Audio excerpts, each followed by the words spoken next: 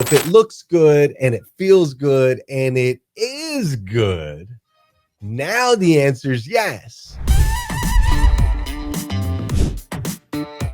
I used to live what I call a 2D life, Mm. right? Mind and body.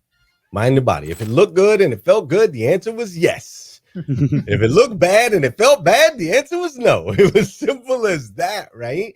And that's the way I used to live my life. And ultimately, living my life that way led me to burning a lot of bridges, taking advantage of a lot of people. I was a liar. I was a cheat. I was a thief. I was in and out of jail. And ultimately, I ended up homeless on the streets of San Diego, living this two-dimensional life, right? Mind and body.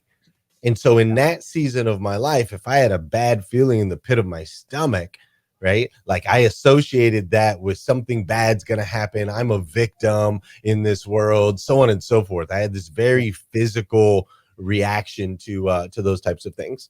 So it wasn't until I got out of that season of life and I actually realized that we are three-dimensional, not two-dimensional, mind, body, and spirit. So if it looks good and it feels good and it is good, now the answer is yes.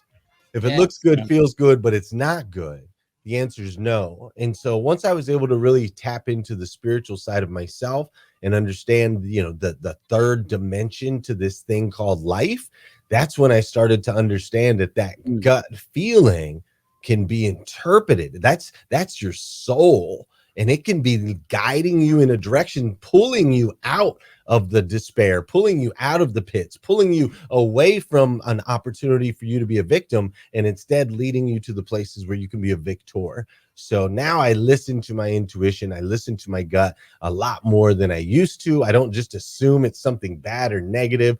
Instead, I look at it and go, okay, where's the spirit trying to lead me today? And if it sticks, bro, I lean in.